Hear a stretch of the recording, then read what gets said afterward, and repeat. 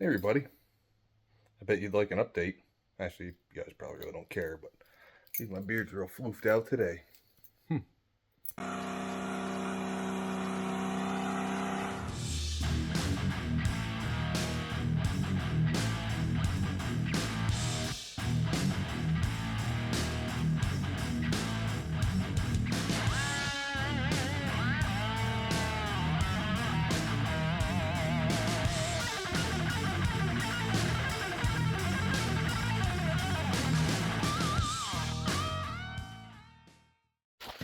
Well, first and foremost, don't mind the massive mess that I've made here in the garage. I need to take a day and completely clean this place out. But to do that, I gotta bolt the subframe back to the car so I can roll it out of the garage.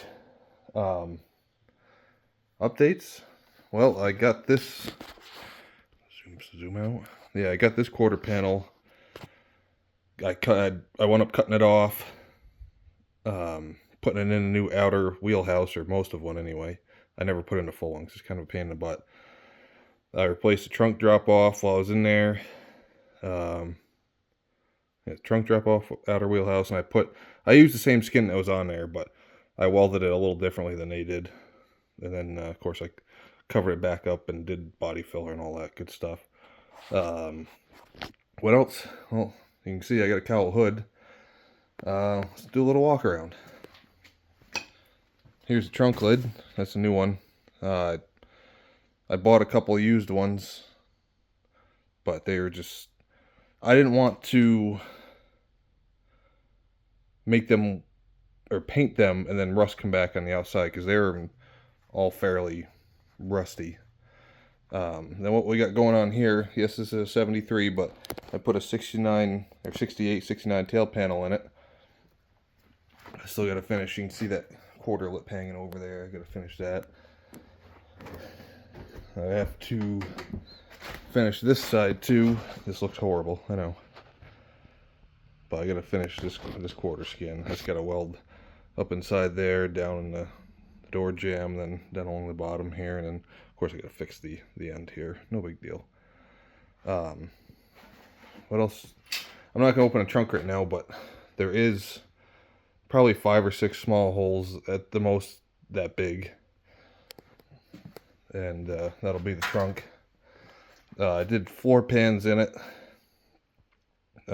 Not dressing my welds because I just don't care. I'm leaving a hole in the floor for now until I get the transmission in there, see where the shifter's going to poke up through. Yes, I am putting a 4-speed in it. Let's see, what else have I done? Well, it's covered up and stuff right now. I've had a lot going on lately. Bought a shop fan for when I go to paint it in here. What else?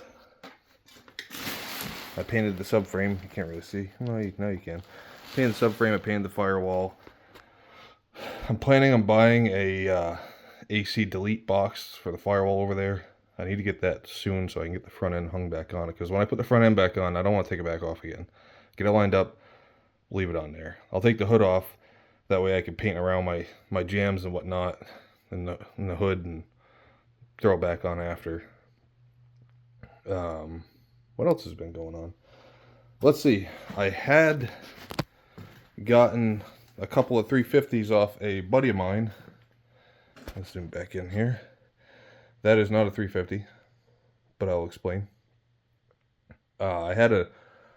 It was a warranty remand, or warranty replacement 1970 LT1 350. It was legit. Pink rods, the pop-up pistons. I forget what number the heads were, but they were the right ones. But the problem is that it was 11:1 compression ratio. Well, this car is just going to mostly be a cruiser. So I wound up doing is I traded it for this 327 out of a 67 Camaro. And what I'm going to do is new rear main seal, new pan gasket, timing cover gasket, valve cover gasket. I'm going to be swapping the intake manifold to aluminum. I believe it's an Edelbrock. And I'm going to use a 500 CFM Edelbrock. A lot of you guys are going to say, well, gee, that's so small. Well, hear me out. This car was never going to see probably above 5,000 RPM. even though the math that I did, I can go up to 6,000 with a 500 CFM carb. Now, you need higher CFM if you're going to be spinning it higher, because you need to be able to move more air, if that makes any sense to you. Now, if you don't need to be moving all that air, get to your lower CFM carb, you're going to notice a quicker throttle response when you mash the throttle. Not only that, but you're going to notice better fuel mileage, because you're not going to be, how do I explain this? With a larger size carb, you're going to be trying to move more air through the engine. Well, of course, you can't have that mixture run lean, because you'll burn the engine up. Well, if you use a smaller carburetor, you're not trying to add, how do I say this? Let me go back. So if you have too large of a carb, you're going to be trying to move too much air, and you don't want it to be lean, so you're going to try to add more fuel to it. Well, then it's going to be boggy. It's going to be very sluggish, going to run rich, etc., etc. So if you run a smaller carburetor, which that's all this one needs, it's going to, it's going to be snappier when I mash the throttle. B, I'm going to get better fuel mileage, So I'm going to buy an Edelbrock AVS2 series for that. And just leave it the way it is. Clean it up. I'm going to paint it all nice. ICT Billet makes, there's my finger, makes these are fuelie heads on this. ICT Billet makes accessory drive for this motor for the fuelie heads, because there's no bolt holes in there to put the accessories on there. I need to be able to put a power steering pump and an alternator. It came with headers. They're off to the left over there. Oh yeah, there they are right there. Came with headers. Camaro Nova, same thing, so they'll work. Now, like I said, I'm going to re-gasket it and run it, because I know this ran good. It came out of my friend Scott, his 67 Camaro. It was in that. He went to a big block. That's the only reason he pulled this. So I will be using that. Now, 327, ever since I had my 67 Impala a couple years ago, it's been my favorite small block. So let me zoom back to normal here. Oh, there we go. But yeah, the 327, that's my favorite small block. My bell housing. That's a truck bell housing, but I have an adapter ring to go to the car size, which I forget the difference. It's like 1/4 inch or so. Here is the transmission I'm going to be using. This is a Super T10, I believe out of a 76 or 78 Corvette. I forget which year. I bought it. It was literally all taken apart in a box. I immediately identified what was missing. I got everything on order. The original tail housing that was on it, was snapped right off. I tried to buy a used one off eBay. It showed up. I pressure washed it. It was cracked. Sent it back. It's a whole nother story. That guy tried to jip me. So I got a new tail housing. What else did I put in it? I put in new synchro hubs for first and second and third and fourth. New torque lock sliders, new synchros, all new bearings and needle bearings, all new gaskets, reverse idler shaft, reverse idler gears, the actual reverse gear as well.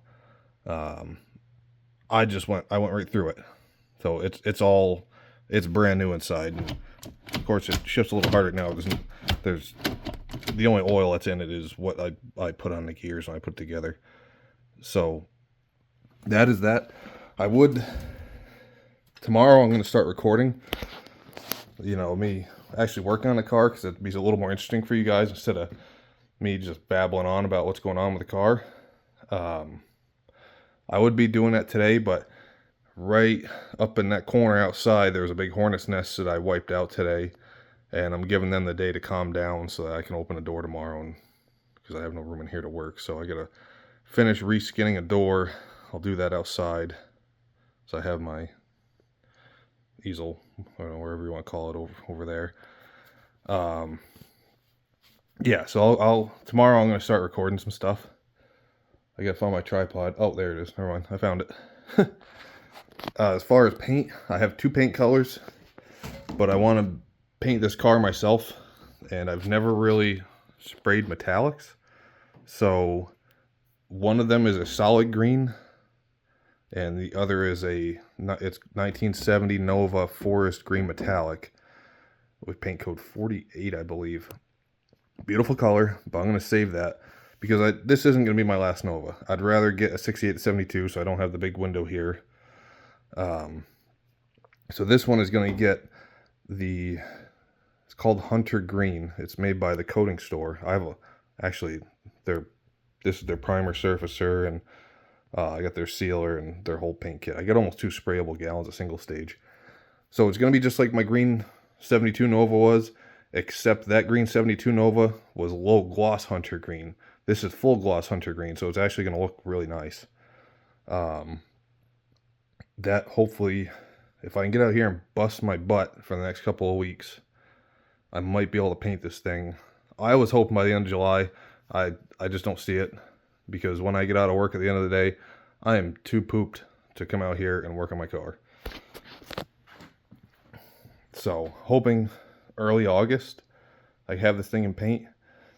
You know, the thing is, like when I spray on this primer surfacer, I like to let that dry for a while so that way it shrinks back a little bit before I sand it that way. That, you know, because what happens if you spray that on, you immediately sand it after it's dry, you know, the next morning, it can shrink a little bit, and then you'll wind up seeing scratches in your final product, in your final paint, and I don't want that.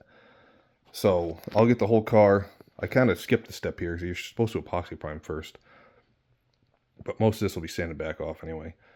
I need to epoxy prime the entire car, let it sit. Actually, I don't know if I need to let it sit. I think certain epoxies you can just top coat over after so many hours. So I need to spray with epoxy, spray with high build primer, block the whole car out, and then I can shoot a coat of paint on it. As far as the rest of the car, I'm keeping this rear end, it's an 8.5 inch. I'm going to add a locker to it of some sort, probably like an Eaton True Track or something like that. I don't want something with clutches in it. I don't think the Eaton True Track has clutches. So I'm going to do that. It's got 273 gears in it, which, yeah, that seems like a low numerical number, or I guess you could call it a high gear. It's a cruising gear, and that's what I need. And that Super T10, that has a 288 first gear, so it'll be great for that. What else? I've got a full stainless exhaust for it. What else do I got for it? I've got a bunch of stuff. I don't really have much interior yet. I need to get seats. I have no seats. I'm going to run bench seats. I'm thinking about going with some of those Pro Car seats, not the normal ones. I want ones that I can be comfortable in if I want to drive this thing all day, say to Bangor and back or something like that. I've got back seat. The lower part of the back seat, I don't even know what it's from, but it does fit in here. But the bolstering where it wraps around the wheel well isn't wide enough, so I'll just add some foam to it when I go to recover it. Deleting these had the moldings on them, but they were dinged up, kind of like how these are. This is a little tweaked. I don't know how I'm gonna fix that.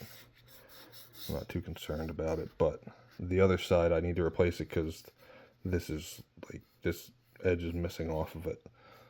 So I'll have to they make little clips that connect the drip rail to this piece right here is removable. This is not. So they make a little piece to connect these right here. Excuse me, I'll get some of those. For wheels right now, I'm going to be running these bad boys. I still got to finish painting them Argent Silver. And I got to get new center caps for them and trim rings. These are actually, normally you can only find these in 14x6. These are 14x7. I don't know. They either came on a Camaro or a Nova, a Super Sport, because I don't think the 14x6s came on the Super Sports. I think only the 14x7s did. That should clear my disc brakes up front. At some point, after I get the subframe bolted back to the car, I'll jack it up and I'll try one just to make sure. But they should fit, because you see them on SS cars with front disc brakes. So, anyway, that's that. And I think I found the size I'm going to run on. I think it's going to be a 215/70/15. Oh, my camera's up in the corner going nuts. So yeah, that's really it. You can see I got this door gap pretty good. Squirrel. I will get back to you guys probably tomorrow. Like I said, I just want to let those hornets calm down, because I don't know about you, I don't like getting stung. So, yeah. I will get back with you guys tomorrow. Here's the 327. It's all its glory. I'm going to go... My buddy I got this from, I got to bring him back his engine plate. But the motor that I traded him had a square bore Edelbrock Performer on it. So I'm going to go get that off of him to swap this one out. And get the carb on there and get her all degreased. Paint her up like she's supposed to be orange. Replace some gaskets. And slap her in the car. So, anyway, I will get back with you guys probably tomorrow. I'm hoping. Like I said, I don't want to work out here today because those hornets out, or I want to be able to have the door open, and I can't. So, I'll see you tomorrow.